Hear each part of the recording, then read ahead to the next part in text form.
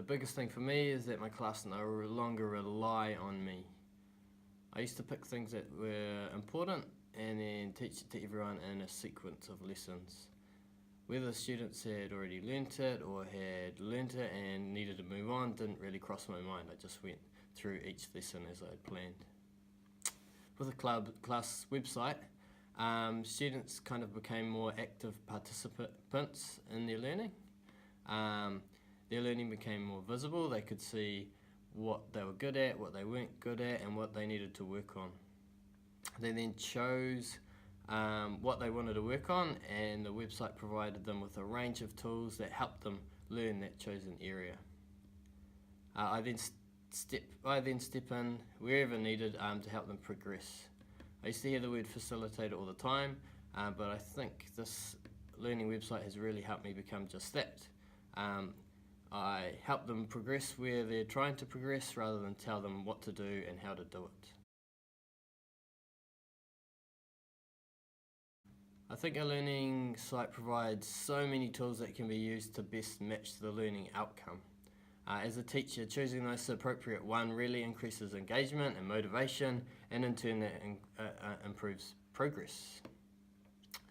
For example, during one reading period, a student might be writing a book review on their own blog. The next day they might be reading an ebook, or they might be using their ES to report to choose a challenging reading activity.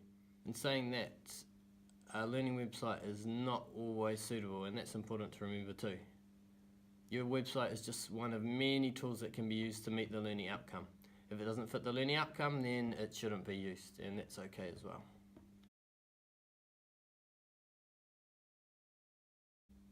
They really want to learn, and I think it comes down to the website allowing them to work at an appropriate level for them and being able to learn at their own pace. Students who get confused can easily go back and look at videos and content and all the other activities without feeling embarrassed or pressured, and that's because the content is always there for them.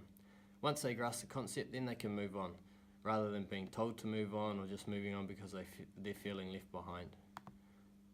On the other hand, students who pick up the same thing really quickly can look ahead at learning outcomes and the upcoming lessons and dive into things they're really interested in before they're actually covered in class.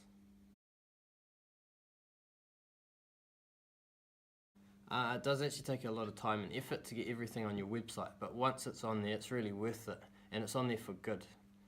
I'd start with one topic and use your site as the first point of call for that topic, no matter what. Students may end up just going there and finding out the instructions and information and then doing something different, but as long as they're always going there first. Once you feel comfortable with that, then you can move on to the next topic and then the next topic, and eventually everything will be on your site.